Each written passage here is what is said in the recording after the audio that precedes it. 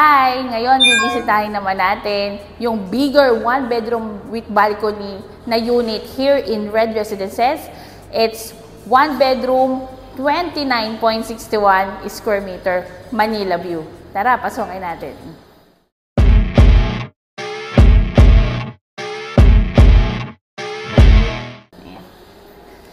Ayan.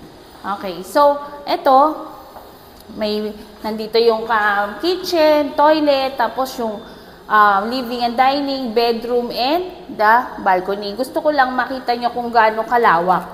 Ayan. Ayan o. So, hindi ka bitin sa space. Okay? Ito yung tipo ng one bedroom na pakiramdam mo is very spacious, malawak. Pati balcony mo, maganda. Hindi masikip. Okay?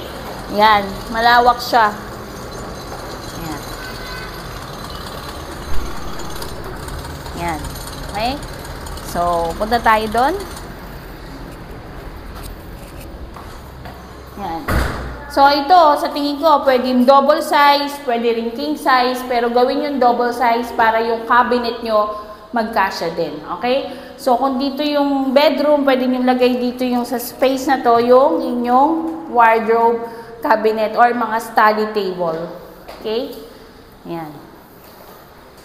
So, malawak siya, living, dining, tapos ito yung ating kitchen, and this is the toilet and bath. Okay.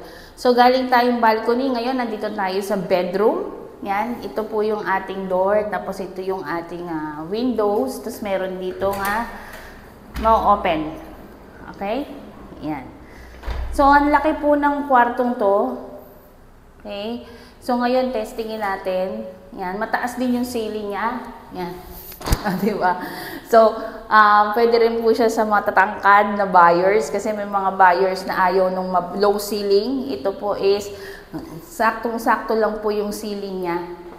Hindi po siya mataas, hindi rin po mababa. Pero mas lamang po na mas mataas ang ceiling height niya. Okay? So, bilangin po natin. 1, 2, 3, 4, 5, 6, 7, 8, 9 and a half. No? So, mga nasa bahay dyan, ngayon pa lang, makikita nyo na yung laki ng room. Okay, 1, 2, 3, 4, 5, 6, 7, 8, 9 and a half. Okay, so kung magkabilaan, 9 and a half. Kompleto na siya, may water sprinkler, may electrical na, wala na kayong aasikasuhin, kundi ang bumili ng appliances and furnitures. Yan. Tapos may partition siya, ito. Yan. Nasa sa inyo, pwede nyo palitan ng gas na partition. Pwede rin na, ito na lang gamitin nyo, lagyan nyo na lang ng design. Okay? Yan. So, ito po yung ating bedroom. Yan. Okay? So, dito naman tayo, lalabas na tayo from the bedroom. Dito na tayo sa living and dining. So, ito meron siyang sliding door. Okay? Yan. Sara na natin. Yan. So, ito po is living and dining. Kita nyo, mayroon na siyang outlet. Tapos, sir, ay hindi, wag mo lang sali, sir. Sir, ito, connected ba to sa ano? Sa lobby. Sa lobby? Parang hotel lang hotel talaga eh. Receptionist. Okay. Okay. Ayan. Nakat mo? Hindi. Ay, hindi na. Ayan. So, ito po, pag mo talagang hotel-like service kasi talaga, no? If you need something, ito po, tatawagan nyo lang po yung reception area sa ground floor. If you need anything, yan, very accessible, just call them. Yan. Yan, may kompleto na, may pintura na. Yan, sukatin natin. 1, 2, 3, 4, 5, 6, 7, 8. Tapos may konti. Tapos ito, 1, 2, 3, 4, 5, 6, 7, 8, 9, step. So, yung ceiling height from the bedroom tsaka sa living room pareho lang. Okay? Pareho may water sprinkler, may smoke detector. Yan, for your safety. Okay? So, ito po yung ating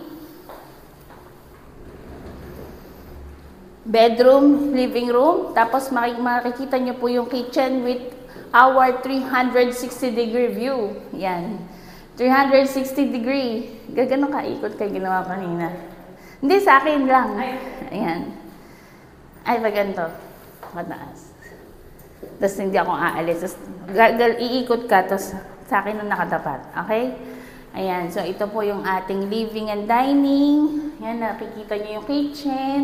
Nakikita nyo po yung view ng Manila, tsaka bedroom. Okay? So, ito po yung ating one bedroom, 29.61 square meter ng 360-degree views. Kita po natin lahat. So, ngayon, pasukin naman natin yung toilet and bath. At syempre, yung last part natin, yung kitchen. So, toilet and bath muna tayo. Yan. So, itong toilet and bath, ayan. Ganda ng layout niya. Yan, nandyan yung nasa unahan yung ating lavatory or yung ating sink. Yan, for mag-toothbrush, yan, panghilamos, yan. Tapos dito, provision for washing machine. Yan, may saksakan na, may abang na. Toilet. And of course, our shower. Yan. Tapos ito, rain shower. Yan, puro stainless. Okay? Yan, maganda rin yung height niya. Meron na siya for heater. Yan. So, ito pong mga pinapakita ko sa inyo is the actual deliverables na ma-expect nyo dito sa Red Residences. Tapos, paglabas nyo, ito na yung kitchen. Yan. Kasama na po pag i-turn over itong range hood, itong stove top, ito po yung cabinet. Yan. Tapos, ito po yung sink. Ayan, mga stainless siya. Gusto ko sa mga cabinet nila is layered. Layered siya. Okay? Yan. At meron siyang grease top, grease stripper, yan, para hindi magbara. Alright, yan.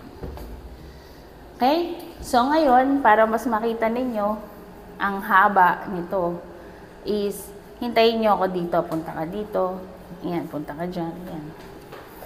Kasi mahaba siya eh. No? So, kailangan ma-express natin ng maayos yung haba. Yan.